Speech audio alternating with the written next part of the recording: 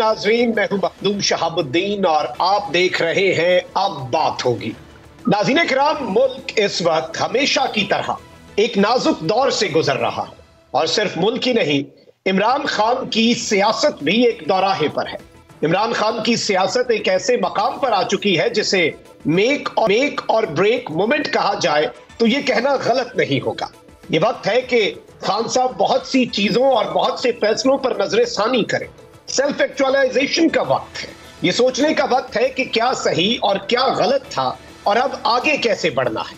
इसके साथ ही साथ इस वक्त मुल्क की सियासत आखिर क्या रुख इख्तियार करेगी, इस वक्त आइंदा आने वाले दिनों में क्या होने वाला है, इंतखाबात की राह क्या हमवार होती हुई नजर आ रही है, पाकिस्तान तहरीक इंसाफ और इमरान खान का सियासी मुस्तकबिल क्या होने वाला है, इन तमाम तर चीजों पर बात करेंगे। प्रोग्राम में मेरे साथ मौजूद हैं सीनियर एंकर पर्सन बोल आमिर ज़िया साहब और हमें सीनियर तज्जियाकार मुशर्रफ ज़ैदी साहब ने। आमिर ज़िया साहब, सबसे पहले मैं आपकी तरफ आना चाहूंगा। खान साहब की सियासत जो है वो इस वक्त जाहिर बात है कि एक दौराहे पर है और बहुत से चैलेंजेस भी हैं। आपको क्या लगता है कि ये वक्त जो है इस पे क्या कुछ सोचने की जरूरत है और किस किस बात पर गौर करने की और किस किस अपने फैसले पर नजर सानी की जरूरत है? अच्छा मखदूम, बहुत शुक्रिया आप मुझे मौका दे रहे हैं बात करने का। लेकिन मेरी अगर गुजारिश आप सुन लें, मुशर्रफ ज़ैदी साहब को खुशामदीद हम कहते हैं प्रोग्राम में, और अगर इनसे आगाज़ करें, इनके बड़ा इंसाइसिव किस्म की कमेंट्री होती है और उनका तज्जिया होता है, तो अगर आप यही सवाल उनकी तरफ ले जाएं, मैं भी मुश्ताक हूँ सुनने की। जी जरूर आमिर ज़िया साहब, बल्कि आगाज मुशर्रफ ज़ैदी साहब से कर लेते हैं। ज़ैदी साहब, thank you very much for joining. यही सवाल कि इमरान खान साहब की जो सियासत है उसे आप कहां पे देख रहे हैं, क्या गलत था, क्या सही था, and what do you think is the way forward for Imran Khan's politics? शुक्रिया शहाब आपका भी और आमिर भाई का मुझे मौका देने के लिए। देखिए, मैं शायद जो बात करूं वो आपके व्यूअर्स को बुरी लगे और शायद आप डिसएग्री भी करें, लेकिन उससे पहले कि मैं बात करूं जो शायद सख्त लगे या बुरी लगे, मैं ये वाज़ेह कर दूं कि मेरा इस पे मौक़िफ़ क्या रहा है। मैंने अभी चेक किया, 8 दिसंबर 2020 को ग्रैंड नेशनल डायलॉग पे मबनी ये मजमून मैंने लिखा अपने कॉलम में, 8 दिसंबर 2020। उसके अगले हफ्ते जो है 15 दिसंबर 2020 को मैंने उसको ये लिखा कि किस तरह से ये डायलॉग जो है होना चाहिए। वोट ऑफ नो कॉन्फिडेंस के आने से पहले मैंने फिर कहा कि अब बेहतर ये है कि इलेक्शन की तरफ जाया जाए, असेंबली डिसॉल्व कर दी जाए। फिर वोट ऑफ नो कॉन्फिडेंस शुरू हो गया, मैंने कहा अभी भी वक्त है, मुज़ाकरात कर लें। फिर जब वोट ऑफ नो कॉन्फिडेंस हो गया, सुप्रीम कोर्ट ने वो कर दिया सारा कुछ, उसके बाद से तसलसल के साथ मैंने कहा जो कुछ भी हुआ है इसको भूल जाएं, इलेक्शन करवाएं। इलेक्शन नहीं करवाने, ट्रस्ट नहीं है तो बैठें और इकट्ठे होके डायलॉग करें। तो एक तो ये कि मेरा मौक़िफ़ जो है वो 3 साल पुराना जो है, वोट ऑफ नो कॉन्फिडेंस से कहीं पहले से और अब तक कंसिस्टेंटली ये रहा है कि डायलॉग होना चाहिए। लेकिन कंसिस्टेंटली इस पे जो सबसे ज्यादा इख्तिलाफ जो मिला शुरू में भी और तकरीबन 1 हफ्ते पहले तक, वो पीटीआई के दोस्तों से, पीटीआई के लीडरान से जिनको मैंने ये तजवीज़ किया, और जारी बात है मेरा डायरेक्ट कोई राब्ता खान साहब से नहीं हुआ, लेकिन मुझे उनकी सोच का जो है एटलीस्ट जो मैं समझ पाया हूँ, उनके लिए बहुत मुश्किल है डायलॉग करना उन लोगों के साथ जिनके खिलाफ बहुत ही गहरा और तवील बयानिया उन्होंने कौम की खिदमत में पेश किया। उनके साथ बहुत सारी सहूलतकार भी शामिल थे उसमें, और अब वो बयानिया नहीं है, अब वो मिलियंस ऑफ पाकिस्तानियों के लिए दर हकीकत जो है जितने भी खान साहब के मुखालफीन हैं वो चोर हैं, उचक्के हैं, मक्कार हैं, उनसे बात की ही नहीं जा सकती। तो मेरा व्यू ये है कि खान साहब ने अपने आप को ट्रैप कर लिया है। वो डायलॉग, अब बात तो कर रहे हैं डायलॉग की, लेकिन जो उन्होंने कमेटी बनाई वो संजीदा कमेटी नहीं है किसी तरह से भी। मेरा नहीं ख्याल वो अब भी ये चाहते हैं कि वो अपने सपोर्टर्स को जो है उनका दिल खराब करें।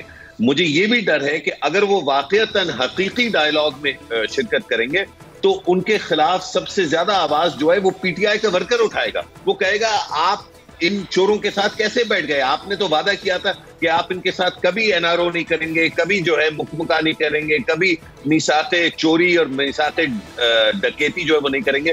तो ये मेरा ख्याल है एक ऐसा लम्हा है जिस पे हम सब ने एक स्टेप बैक लेके ये सोचना है कि इस मुल्क का, मुसल्लह अफवाज का, हमारी औरतों, बहनों, बेटियों, माओं का, हमारी जमहूरियत का, ये बड़ी अहम जो है चीजें हैं, इनका ख्याल रखना हम सब पर फर्ज है। मैंने बहुत लंबी बात कर दी, लेकिन क्योंकि सवाल आपने ऐसे पूछा तो इसमें बहुत सारी, एक तो मेरी अपनी पर्सनल इस पे व्यूज थे, और फिर मुझे पता है कि व्यूअर्स को शायद ये बात बुरी लगती, तो मैंने ये तमहीद जो बांधी ये एक्सप्लेन करने के लिए कि ऐसा मैं क्यों बोल रहा हूँ। लेकिन मैं आपका और आमिर भाई का व्यू सुनना बहुत पसंद करूंगा।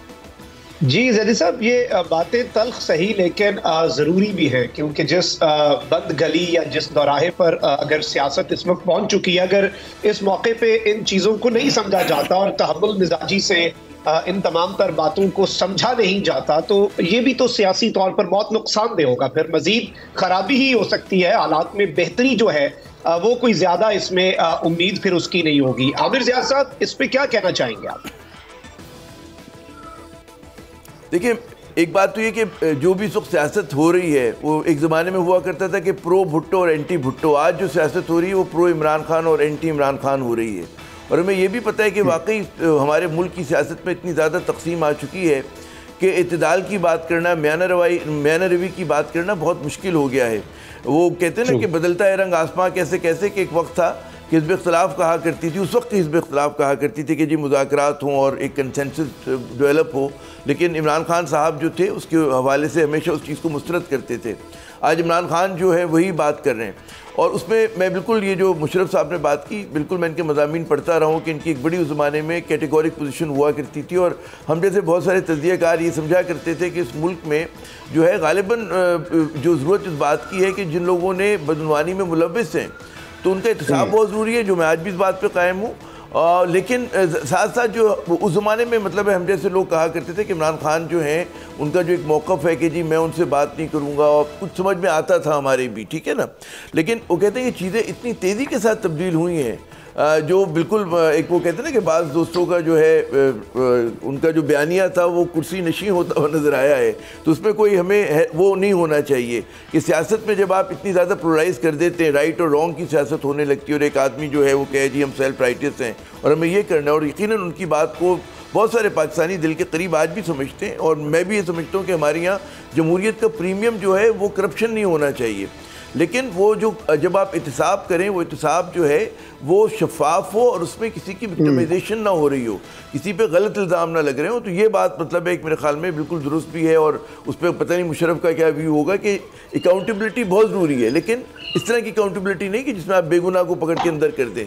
लेकिन आज के हालात में तकाज़ा यही है कि जी गुफ्तगू होनी चाहिए, और गुफ्तगू मेरे ख्याल में इमरान खान का भी जो इंटेंशन है और जो वो बातचीत की बात कर रहे हैं, वो इतनी सियासी क़ुव्वतें तो जिनकी हुकूमत में PDM की, उन्होंने तो मुस्तरद कर दी है वो बात कि जी हम तैयार नहीं है बात करने के लिए। लेकिन उनका जो वो दावत दे रहे हैं, जो पहले भी दिया करते थे, वो मिलिट्री इस्टेब्लिशमेंट ही को दे रहे हैं, और वो ये समझते हैं इमरान खान, और मतलब है कि अगर हमें कहीं पर फैसला होना है, कहीं पे इस मामले को रिजॉल्व होना है, तो जो वाकई बाइख्तियार लोग हैं, बाइख्तियार साहिबान हैं, हमारे यहाँ होते हैं ना कुछ साहिब इक़्तिदार होते हैं और कुछ वाकई बाइख्तियार होते हैं, तो जब तक आप बाइख्तियार लोगों से बैठ कर रिजॉल्व नहीं करेंगे हम इस बंदली से नहीं निकल सकते। तो सवाल इमरान खान के मुस्तकबिल का नहीं है, PDM के सियासी मुस्तकबिल का नहीं है, हमारे मुल्क के मुस्तकबिल का है, कि जहाँ पर हमें नज़र आता है कि हमें एक बड़े पैमाने पर सियासी रिफॉर्म्स की ज़रूरत है और माशी रिफॉर्म्स की ज़रूरत है, जो हम नेशनल डिस्कोर्स जो हमारा कौमी मुबाहिसा है उसमें उसकी जगह नहीं बन रही है।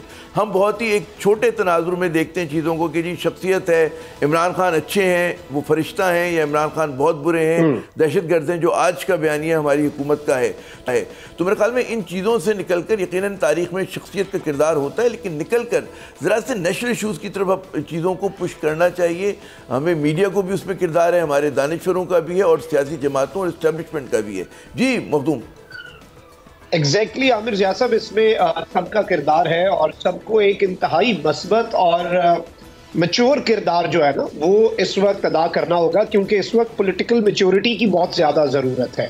और अब डायलॉग की भी बातें होती हैं, लेकिन जाहिर बात है कि इस डायलॉग के अंदर भी बहुत से सवाल हैं। गवर्नमेंट जो है उसने, इमरान खान साहब ने एक मुज़ाकराती कमेटी बनाई, उस पर गवर्नमेंट का एक अपना मौक़िफ़ था।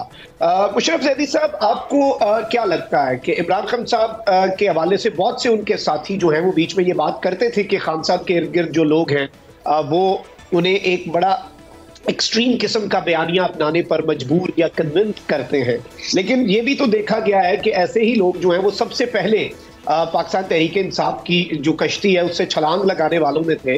तो अब वे फॉरवर्ड वैसे अगर देखा जाए आइडियली इमरान खान साहब के लिए क्या होना चाहिए? वो अपनी सियासत को किस डगर पे और किन रूल्स के तहत और किन डूज एंड डोंट्स के साथ अपनी जो सियासत है, पॉलिटिक्स जो है, उसे रिवाइव कर सकते हैं?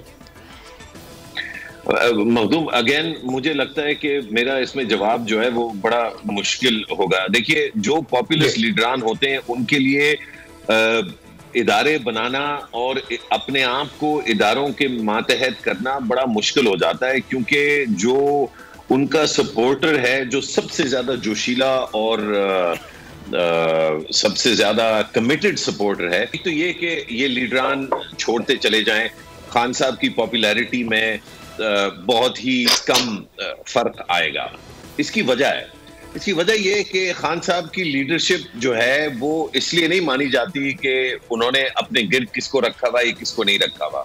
उनके साथी जितने भी हैं सब छोड़ के चले जाएं, जाहिर बात है इलेक्शन में बड़े मसले होंगे, हुकूमत नहीं आ पाएगी, लेकिन जो उनकी पॉपुलैरिटी है, जो उनको पसंद किया जाता है, उसमें बहुत कम कदर की जो है कमी आई। ये इसलिए क्योंकि डायरेक्ट वोटर या सपोर्टर के साथ एक दिली लगाव है, एक इमोशनल कनेक्शन है, और उस इमोशनल कनेक्शन में वो सिर्फ जज्बात नहीं है, उसमें मवाद भी है। अब उस मवाद को किस तरह पेश किया खान साहब ने, उस पे मेरे अपने व्यूज हैं, आमिर भाई के अपने होंगे, आपके अपने होंगे, लेकिन वो जो ताल्लुक है वो सिर्फ एक, हम उसको डिमीन नहीं कर सकते, उसको हम नजरअंदाज नहीं कर सकते। लेकिन उस ताल्लुक की बिना पर क्या खान साहब फोन उठा के नवाज शरीफ को फोन करके ये कह सकते हैं, मियां साहब एक ऐसा दौर था जिसमें आप और हम मिलके बात कर सकते थे, आपने मेरी बड़ी मदद की कैंसर अस्पताल बनाने में, उसके बाद मैंने एक बयानिया जो है वो अपनाया, जो मैं अभी भी उसमें बिलीफ रखता हूं, लेकिन शायद मुझसे कुछ ज्यादतियां हो गई हैं। मसलन आपके और आपकी बेटी के साथ जो जेल वाला सारा वो मामला था वो ठीक नहीं था। मैंने वॉशिंगटन में खड़े होकर आपके एसी बंद करने की बात की, आपकी अहलिया जो है वो उनका इंतकाल हुआ, उस पे आपको ठीक तरह मिलने का मौका नहीं मिलेगा। ये मुझे बड़ा इस पे अफसोस है। आइए पुरानी जो बातें उस पे अगर दिलशिकनी हुई तो मैं माफी चाहता हूं, और आइए हम जमहूरियत के इदारों को तक़वियत देते हैं, ताकि मैं जो इस वक्त बात कर रहा हूं कि मैंने उन हलकों से बात करनी है जो शायद मुझसे बात नहीं करना चाहते, मुझे ना करनी पड़े, और हम पाकिस्तान को वाकईतन जमहूरी एक राह पे डाल दें। पॉइंट टेकन मुशर्रफ ज़ैदी साहब। आमिर ज़ैद साहब, आपकी जानिब आऊंगा। इस वक्त खान साहब ने मुज़ाकरात की बात की है, एक कमेटी भी बनाई गई है, 7 रुकनी कमेटी, और उसके बाद हुकूमत ने बड़ा वाज़ेह अंदाज में इनकार किया है और ये कहा है कि हम मुज़ाकरात की मेज़ पर नहीं बैठेंगे। नवाज शरीफ साहब ने भी स्टेटमेंट दे दी, एहसन इकबाल साहब ने भी मशरूत एक स्टेटमेंट दे दी कि पहले आपको माफ़ी मांगनी पड़ेगी और कैटेगोरिकली माफ़ी मांगनी पड़ेगी, फिर हम मुज़ाकरात के बारे में सोचेंगे, और गवर्नमेंट जो है वो इनकार कर रही है। आपको लग रहा है कि कोई बीच की राह निकल सकती है इस वक्त की सूरत हाल के अंदर, या फिर हालात जो है, या फिर जितनी कश्तियां वो जल चुकी हैं और अब कोई वो पॉइंट ऑफ रिटर्न जो है वो खान साहब के लिए नहीं छोड़ा जा रहा? देखिए, हमारी नेक तमन्नाएं, नेक ख्वाहिशात अपनी जगह, हम सब ये कह सकते हैं जी मुज़ाकरात हो और गुफ्तगू शुनीद के ज़रिए मेज़ पर बैठ कर जो है मसाइल को हल किया जाए, लेकिन सियासत के कुछ अपने तकाज़े होते हैं, और मुझे एक जो कहते हैं ना कि हमारी ख्वाहिशात कुछ और हो सकती हैं, लेकिन जो मुझे नज़र आ रहा है चीज़ों का होता है वो मुझे नहीं लगता कि मुज़ाकरात की तरफ जो है कोई संजीदा तौर पे जाया जाएगा। अच्छा, उसकी वजह ये है कि यहाँ पर जो मुशर्रफ साहब कह रहे हैं ना कि जमहूरियत को मजबूत करना, जमहूरी इदारों को मजबूत करना, मेरे ख्याल में वो किसी के एजेंडे पर नहीं है कि यहाँ पर जो है कि आइन की बालादस्ती हो, कानून की बालादस्ती हो, यहाँ पर जमहूरी इदारे मुस्तहकम हो। ये एक ज़माने में जो तनकीद हो रही थी इमरान खान साहब पे, वही तनकीद आज पीडीएम पे हो सकती है और होनी चाहिए। ठीक है ना, कि जब एक ज़माने में बतौर ताना कहा जाता था कि इमरान खान जब एक सफ़े के ऊपर बात हुआ करती थी, तो आज उस सफ़े के ऊपर पीडीएम बैठी है और अब पीडीएम ये समझती है कि जनाब ये हमारा वक्त है और हम क्यों अपने सियासी मुखालिफ को जो है एक जगह दें। वो जो फिर एक सियासी बालिगुल नज़री की बात मुशर्रफ साहब कर रहे हैं, वो अगर इमरान खान में आपको नज़र नहीं आ रही तो वो फिर आपको पीडीएम की तजर्बेकार सियासतदानों में भी नज़र नहीं आ रही है। क्योंकि जैसे मैंने अर्ज़ किया कि यहाँ पर किसी का ये मकसद नहीं है कि जी हमें जो है, अच्छा मैं तो इस टर्म के लोग कहते हैं ना सिविलियन सुपरमेसी की जो बात होती है, मैं कहता हूँ अभी जहाँ पर हमारी सियासी जमातें खड़ी हुई हैं, मतलब है कि आपको पता है कि सियासी जमातों से ज़्यादा मतलब है कि लोगों की ज़ाती मिल्कियतें हैं या कुछ ख़ानदानों की मिल्कियतें हैं ना, इस तरह से आपकी सियासत हो रही है। तो वो उन पार्टीज़ में ना जमहूरियत है, ना जमहूर है, ना उस तरह से वो ऑर्गेनाइज हैं। तो वो जमातें जो हैं वो सुपरमेसी क्या कायम करेंगी अगर वो कहते हैं ना अपने आप को खुद इवॉल्व कर लें और वो बराबरी की सतह पर आहिस्ता आहिस्ता कहते हैं ना कि एतमाद ना सिर्फ अवाम का जीते बल्कि इस्टेब्लिशमेंट का भी, कि जनाब जहाँ पर वो अपना फुटप्रिंट को एक्सपेंड कर सकें।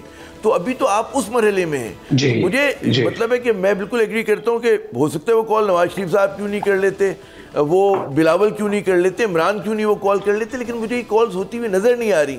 एक ज़माने में बड़ा शोहरत होती है, लोग कहते हैं जी नवाज शरीफ साहब ने और बेनज़ीर साहिबा ने चार्टर ऑफ डेमोक्रेसी जो है वो साइन किया था, और जबकि इनके दरमियान एक तारीख थी लड़ने भिड़ने की और तलखियों की। लेकिन आप ये देखें इधर उस स्याही भी कहते हैं ना कि दस्तखत की सूखी नहीं थी, तो हमने देखा कि बेनज़ीर साहिबा ने जाके मुशर्रफ साहब से तनतना अलग डील भी की। ठीक है, उसमें अमेरिका का भी किरदार था उस डील को करने में। तो वो जो डिस्ट्रस्ट है हमारे सियासी जमातों के माबैन वो आपको नज़र आ रहा है। वो बिल्कुल उसी तरह का है कि जैसे आप कल तक शहबाज शरीफ साहब जो कहते थे कि मैं जरदारी को जो है सड़कों पे घसीटूंगा जरदारी साहब को, और बिलावल क्या कहते थे उनको, और वो लोग तो ये की हैं। तो बदकिस्मती से मुझे नज़र नहीं आ रहा, होना यही चाहिए कि कहीं पर बैठ के लोग बातचीत करें और ये बातचीत किसी के खिलाफ नहीं हो। वो ये हो कि भाई मुल्क को किस सिमत पे लेके जाना और क्या रिफॉर्म्स करने। स्ट्रक्चरल रिफॉर्म्स के इस वक्त मसला सिर्फ इलेक्शन नहीं है, इलेक्शन के बाद क्या करेंगे, मईशत कैसे चलाएंगे आप, ठीक है ना। तो ये बड़े मसाइल इस सिलसिले को गुफ्तगू के आगे बढ़ाएंगे। यहाँ पे एक ब्रेक लेनी है। मुशर्रफ ज़ैदी साहब आपका बहुत बहुत शुक्रिया, thank you very much for your time. यहाँ पे मुझे एक ब्रेक लेनी है, स्टे विद अस।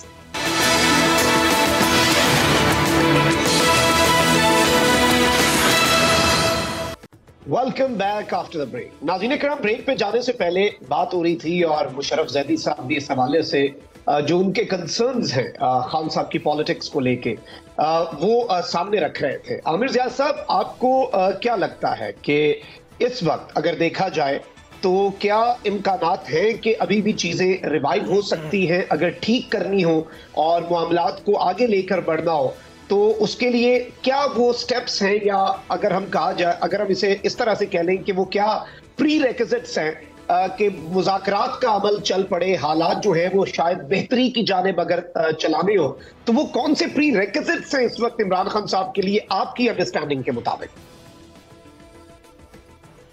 जब मेरे ख्याल में इस मामले में जो इस वक्त हुकूमत है, पहली जिम्मेदारी तो उन लोगों की आती है कि जिनके पास इख्तियारात होते हैं। जिस तरह अभी मुशर्रफ कह रहे थे, जब इमरान खान साहब इक़्तिदार में थे तो वो वक्त था कि जब उनको पहलकारी करनी चाहिए थी, इनिशिएटिव लेना चाहिए था कुछ कंसेंसस, एक ब्रॉड कंसेंसस बनाने के लिए। तो वो गालिबन वो कंसेंसस नहीं ले सके उस वक्त, क्योंकि एक सफ़े पे थे वो पावर ज़ेड बी के साथ, उन्होंने वो इनिशिएटिव नहीं लिया। आज वही सूरत हाल जो है आपको नज़र आती है कि पीडीएम की, कि पीडीएम को इस बात के, उनके दो मसले हैं पीडीएम के। नंबर एक तो ये कि वो समझते हैं कि क्योंकि इमरान खान एक इस वक्त कमज़ोर पोजीशन पे नज़र आ रहे हैं, तो ये वो वक्त है कि जितना ज़्यादा उनको कमज़ोर कर दिया जाए, उनसे मुराद उनको और उनकी जमात को, वो उनके लिए अच्छा है, ठीक है ना। फिर दूसरा ये है कि इस वक्त वो अगर ज़रा सा भी जगह देते हैं, फ़र्ज़ करें कि इमरान खान को वो अगर पीडीएम के मैं पॉइंट ऑफ व्यू से बात कर रहा हूँ, कि वो अगर उनको फिर एक बार एक लीज ऑफ लाइफ दे देते तो उन्हें पता है कि पंजाब में नून लीग को कम से कम पता है कि पंजाब में इमरान खान का जो असल हरीफ है, या नून लीग का जो असल हरीफ है पंजाब में, वो तो पीटीआई है। तो वो ज़ाहिर है कि अपने सियासी मफादात के लिए इस चीज़ के लिए तैयार नहीं होंगे। पीपल्स पार्टी की बात बिल्कुल दूसरी है कि पीपल्स पार्टी जो है वो देही सिंध में उसकी बड़ी मजबूत ग्रिप है, शहरी सिंध में पॉकेट्स हैं, साउथ पंजाब में वो कुछ इलेक्टेबल्स को मिला सकती है, मिला लिया है उसने, बलूचिस्तान में उसकी सूरत हाल है। तो मैं नहीं समझता कि ये चीज़ जो है वो होने जाएगी। अच्छा, इमरान खान इस मुश्किल में आके वो अगर इजहार भी करते कि मैंने मुज़ाकरात करने, जैसे कि उन्होंने किया है, 7 रुकनी कमेटी बनाई है, तो भी उन्हें पता है कि जो उनको जो सलूशन मिलेगा वो उनको पीडीएम से नहीं मिलेगा, बल्कि वो उसके लिए इस्टेब्लिशमेंट ही से बात करना चाह रहे हैं। तो क्योंकि इस वक्त सब निगाहें, फिर मैं समझता हूँ कि इस वक्त जो सबसे बड़ी जिम्मेदारी आती है हमारे कौमी इदारों की आती है, हमारी अदलिया की आती है, हमारी इस्टेब्लिशमेंट की आती है, ब्यूरोक्रेसी की आती है कि वो किस तरह से, क्योंकि वो तो परमानेंट है ना, ये तो मुंतखब हुकूमतें तो आती हैं चली जाती हैं, आपको पता है कि डिसऑर्गेनाइज हैं, उस तरह से नहीं है। तो वो क्या इस मामले को रिजॉल्व कराने के लिए पाकिस्तान को, क्योंकि मसला इमरान खान नहीं है, मसला नवाज शरीफ इस वक्त नहीं है, मसला ये कि पाकिस्तान बंद गली में आ गया है, तो इस पाकिस्तान को बंद गली से निकालने के लिए वो क्या इक़दाम करते हैं, और वो एक बड़ी उसके साथ करना पड़ेगा, सटल तरीके से करना पड़ेगा, और मेरे ख्याल में इस पर हो सकता है काम भी हो रहा हो, जो ज़ाहिर है कि हमें और आपको उसके बारे में इतना इल्म नहीं होता। तो इस वक्त चैलेंज ये है कि यकीनन सबको इस बात के साथ है कि गुफ्तगू शनीद होना चाहिए, लेकिन पहल कौन करे, क्योंकि अपने अपने मफादात जो हैं आड़े आते हैं। सिर्फ जिसके मफादात आड़े नहीं आते वो इस्टेब्लिशमेंट है, वो आपकी जुडिशरी है कि वो इस चीज़ में कोई चीज़ों को पुश करे या सीधी सी बात करे कि जी हमें इलेक्शन की तरफ जाना है, और इलेक्शन के लिए आप जो है मतलब है कि अब तो क्योंकि अगर अक्टूबर में भी होने हैं तो ज़्यादा महीने तो नहीं है, तो आप फिर मुल्क को उस तरफ लेके जाएं, जो मेरे ख्याल में एक लोग जो भी हुकूमत आए फ्रेश मैंडेट के साथ, वो फिर चीज़ों को आगे लेके जा सकती है। जी मखदूम जी, ये एक बड़ा इंपॉर्टेंट पॉइंट है आमिर ज़िया साहब, और जारी बात है कि इसमें ये भी देखना होगा, जिस तरह से आपने कहा कि पाकिस्तान के जो ताकतवर हलके हैं, पाकिस्तान की जो एस्टैब्लिशमेंट है और पाकिस्तान की जो जुडिशरी है, ये इस वक्त एक स्टेक होल्डर हैं और ये एक रियलिटी है, और इस रियलिटी को इग्नोर नहीं किया जा सकता। और जारी बात है कि इस चीज़ पर भी किसी को कोई दूसरी राय किसी की नहीं होनी चाहिए कि ये पाकिस्तान की बेहतरी चाहते हैं और पाकिस्तान के हालात को बेहतर करना चाहते हैं। और जारी बात है कि एक और इम्पॉर्टेंट नुक्ता ये भी है कि किसी भी सूरत ये जो खलीज है ये गहरी नहीं होनी चाहिए, इसे कम करना चाहिए। पॉलिटिकल पोलराइजेशन जो है उसमें कमी जो है वो होनी चाहिए। आमिर ज़िया साहब, इस वक्त अगर हम देखें तो अभी आपको अगले अगर इंतखाबात हो जाते हैं और उन इंतखाबात के अंदर क्या लग रहा है कि क्या कोई एक क्लियर मेजॉरिटी की जानिब हम जा पाएंगे, या फिर छोटे छोटे धड़े जो हैं, छोटे छोटे ग्रुप्स जो हैं वो नजर आ रहे हैं आपको आने वाले इंतखाबात में? कुछ नई सियासी जमातें, कुछ नए नाम, कुछ नए निशान, ये भी आप देख रहे हैं, और ये सब कुछ किस तरफ को जाता हुआ नजर आ रहा है कि एक कुछ चीजें ना समझ आ जाती है, आपको इंडिकेटर्स मिल जाते हैं।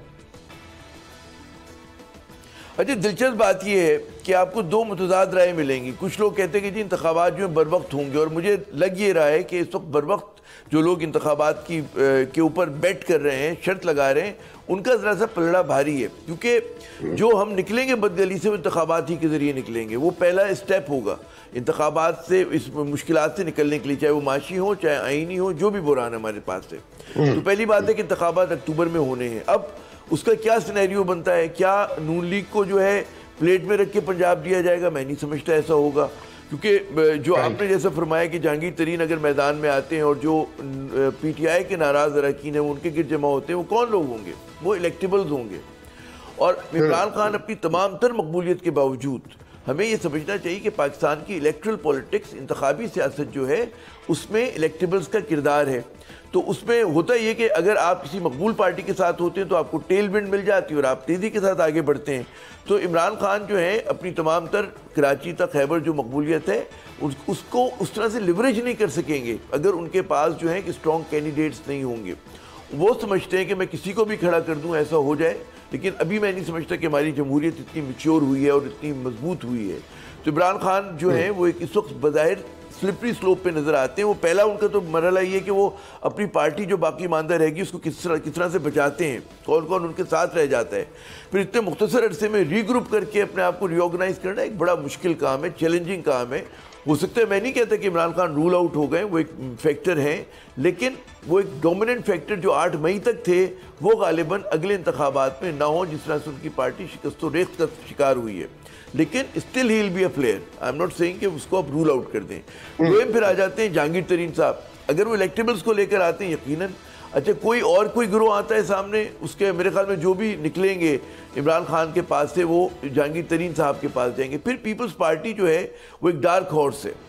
पीपल्स पार्टी जो है इस वक्त मुझे लग रहा है कि इस वक्त जो असल कैपिटल लूज़ किया है वो PML नून ने किया है, और जितना ज़्यादा जो पंजाब हो, क्योंकि पंजाब भी उसकी स्ट्रेंथ है, तो पंजाब में पोलराइजेशन ऐसी कि वो डिसाइसिव नहीं ले सकते। तो फिर जो आप फरमा रहे हैं कि कुछ मिक्स प्लेट बनेगी, और उस मिक्स प्लेट में मेरे ख्याल में नून लीग के अंदर भी आपको देखिएगा कि बहुत, जैसे आप देखिए ना, इनिशिएटिव लॉन्च किया हुआ है शाहिद खाकान अब्बासी ने, मिफ्ता इस्माइल साहब ने, री इमेजिनिंग पाकिस्तान, तो वहाँ पर भी एक बेइत्मीनानी है।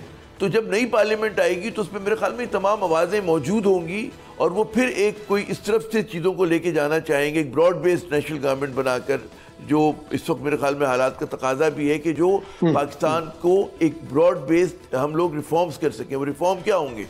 सबसे बड़ा, हमारा आइन जो है वो डिलीवर नहीं कर पा रहा, उसको आपको प्रैक्टिकल बनाना है। देखिए ना, भाव ना होते तो 90 रोज़ में इंतखाबात होते, तो आपको सोचना पड़ेगा जी क्या करना है उसका। फिर हमें माशी तौर पे बड़े सख्त फैसले, और वो फैसले आसान नहीं होंगे, उसके लिए भी हमें एक बहुत बड़ा कंसेंसस की ज़रूरत होगी, और ऐसी गवर्नमेंट चाहिए होगी जिसको मैंडेट हो, अवाम उसको कबूल कर रहे हों। अब अगर ऐसे इंतखाबात होते हैं जिसके हवाले से शिकूक व शुबहात हैं, या लोगों की ख्वाहिश है कि जी इमरान खान को आप आउट कर दें और इमरान खान जो है उसमें अमल में शरीक ना हो, तब भी वो इंतखाबात मुतनाज़ा होंगे। तो मेरे ख्याल में सबको दौड़ने की इजाज़त होनी चाहिए, लेवल प्लेइंग फील्ड सबके लिए होना चाहिए, फिर जिसको अवाम कबूल करें, जो पियावन भाई वो वाली बात होती है, वो आके ताज पहने। एग्जैक्टली आमिर, बड़ी इंपॉर्टेंट चीज आपने कही है, और लेवल प्लेइंग फील्ड फिर इन इट्स ट्रू सेंस नजर आनी चाहिए। इस सब के अंदर कल सुप्रीम कोर्ट ऑफ पाकिस्तान में इलेक्शन कमीशन नजरसानी दरखास्त पर फैसला भी है। अब यहाँ पर बहुत सी चीजें हैं, अब तक इस केस में क्या हुआ और कल क्या हो सकता है, कल का दिन डिसाइसिव हो सकता है, बहुत इंपॉर्टेंट दिन है, और फैसला जो है वो कब तक मुतवक्के है। इन तमाम तर चीजों पर बात करेंगे। हमें ज्वाइन किया है नुमाइंदा बोल न्यूज इमरान वसीम साहब ने। Thank you very much Imran for joining. ये बताइएगा कि अब तक इस केस की क्या अपडेट्स हैं, समाज का अहवाल क्या है, और क्या एक्सपेक्टेशंस हैं कि फैसला कब तक आ सकता है, और क्या फैसला एक्सपेक्ट किया जा रहा है? देखें मखदूम, ये जो नज़रसानी के इलेक्शन कमीशन की दरख्वास्त है, इस पर पहली समाअत 15 मई को हुई थी, और फिर इसे 23 मई तक एडजर्न किया गया था। तो पिछले हफ्ते इस पर 3 समातें हुई हैं, 23 मई को हुई है, 24 को हुई है, 26 को हुई है, अब इसे 29 मई तक एडजर्न किया गया। तो 3 मुख्तलिफ जो समातें रही हैं, इसमें तो इलेक्शन कमीशन के वकील ही दलाइल देते रहे। अब तक हमने जो पिछले 12 साल की सुप्रीम कोर्ट की रिपोर्टिंग से देखा कि इतने नज़रसानी की दरख्वास्त में बड़ा नैरो उसका जो है वो स्कोप होता है, इतने ज़्यादा दलाइल नहीं दिए जाते। लेकिन यहाँ पे हम ये जो दरख्वास्त है, ज़ाहिर सी बात है कि एक पंजाब में इलेक्शन का मामला है, पंजाब के अवाम के बुनियादी हकूक़ का मामला है, KP का मामला तो इस बेंच के सामने है नहीं, क्योंकि जो फैसला दिया था वो पंजाब के हवाले से था 14 मई का। तो अदालत वक्त दे रही है, और अभी तक अदालत ने इलेक्शन कमीशन के वकील को नहीं कहा कि आप अपने दलाइल को कंक्लूड करें।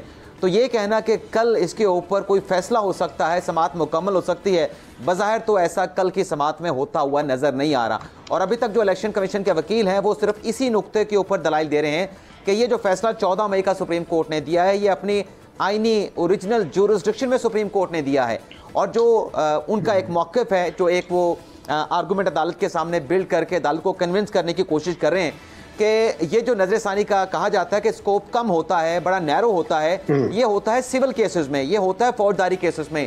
ये जो सुप्रीम कोर्ट ने फैसला दिया है, ये ओरिजिनल जुरिस्डिक्शन में दिया है। आर्टिकल 184 जिसे सुप्रीम कोर्ट खुद कहती है कि बड़ी वसी है, जिसमें सुप्रीम कोर्ट बुनियादी हकूक़ की इन्फोर्समेंट के लिए, बुनियादी हकूक़ की खिलाफ वर्जी के खिलाफ, अवामी मफाद आमा, पब्लिक इंटरेस्ट के इशू के ऊपर जो है वो किसी भी केस को बराह रास्त सुप्रीम कोर्ट में टेकअप करके सुन सकती है, बराह रास्त सुप्रीम कोर्ट में समाअत हो सकती है।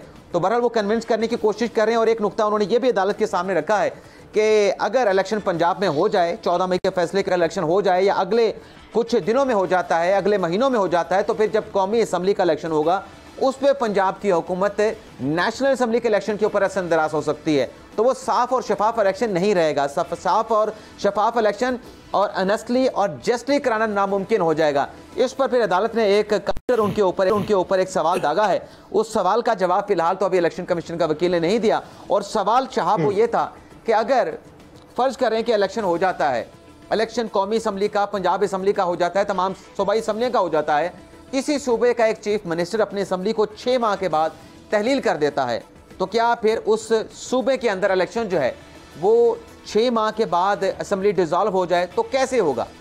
क्या वो 4.5 साल तो वहाँ पे निगरान हुकूमत रहेगी, क्योंकि कौमी असम्बली के MNAs भी वहाँ पे मौजूद रहेंगे, तो फिर वो इलेक्शन का कैसे होगा? तो इस पर इलेक्शन कमीशन के वकील ने कहा है कि आर्टिकल 224 को प्रोटेक्ट करेगा। तो जज साहबान ने कहा कि ये आर्टिकल 24 तो फिर सूबाई और कौमी असम्बली दोनों के लिए है।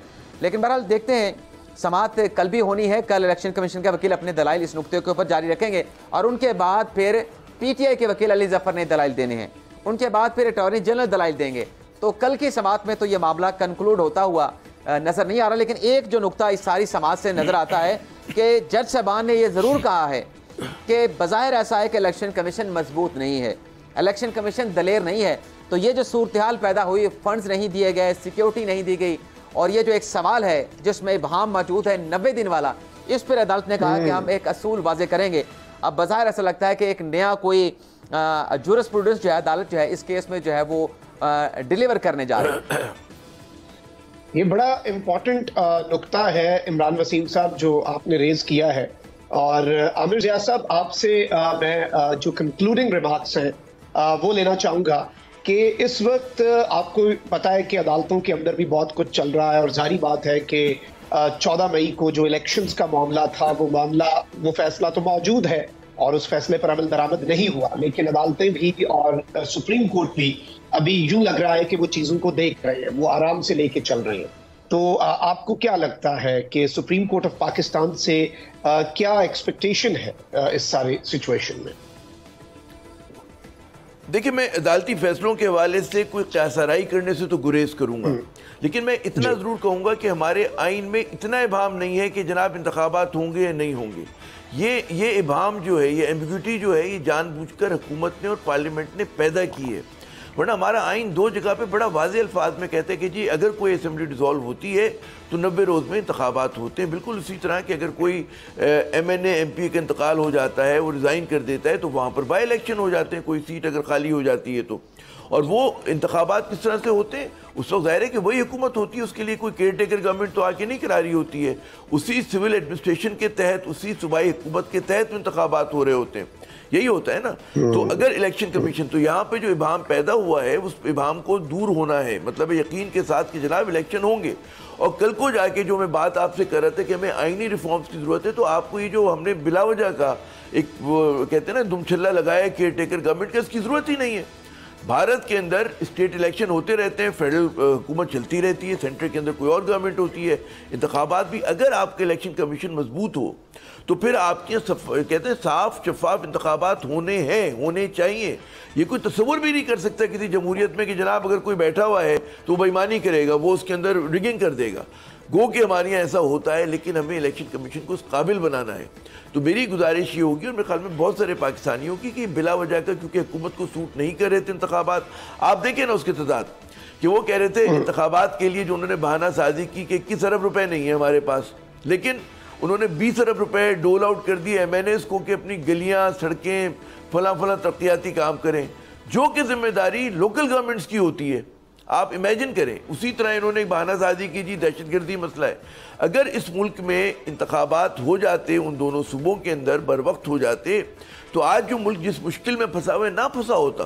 फिर ज़ाहिर अच्छा, जो इल्ज़ाम लगाने के इमरान खान ने या PTI ने क्यों डिज़ोल्व की, दुनिया भर में हमेशा ये होता है कि जब भी अगर किसी असम्बली में आपकी डोमिनेंस नहीं है, अगर एक वोट पर आपकी हुकूमत कायम है, तो ये बड़ी अच्छी बात होती है कि आप दोबारा वोटर्स के पास जाएं, दोबारा उनसे मैंडेट लें, वरना आप हमेशा ब्लैकमेल होते रहेंगे। तो कोई गैर जमहूरी अमल नहीं हुआ था। तो खैर, अब तो कहते पुलों के नीचे से बहुत पानी गुजर चुका, लेकिन अब देखना ये कि अदालत क्या तारीख साज फैसला करती है। हमें हर हालत में आइन को मुकद्दम रखना है, हर हालत में हमें अपने कानून को मुकद्दम रखना है। और हमारे इदारे जो हैं बशमूल जुडिशरी के साथ मसला सिर्फ इतना हुआ क्योंकि क्योंकि जुडिशरी के अपने पास तो इख्तियारात नहीं है चीज़ों को अमल दरामद कराने के लिए। उसको तो कहना पड़ता है फाइनेंस मिनिस्ट्री को, उसे तो कहना पड़ता है इंटीरियर मिनिस्ट्री को, जी हमारा काम करें। क्योंकि यहाँ पे नॉन कोऑपरेशन थी, तो अब ये गो स्लो जा रहे हैं। तो मेरे ख्याल में लेट्स होप कि जनाब चीज़ें रिजॉल्व हों और अदालत वो फैसला करे कि जो इंसाफ, आइन, और ज़ाहिर वही करेगी जो जिसमें आइन का बोलबाला हो, कानून का बोलबाला हो, और मुल्क इस इबाम से, इस मुश्किल से निकल सके। जी मखदूम, बिल्कुल आमिर ज़िया साहब, से इबाम से निकलना है। बहुत बहुत शुक्रिया आमिर ज़िया साहब आपके वक्त का, इमरान वसीम साहब आपके वक्त का। मखदूम शाह आपको इजाजत। अल्लाह निगहबान, पाकिस्तान जिंदाबाद।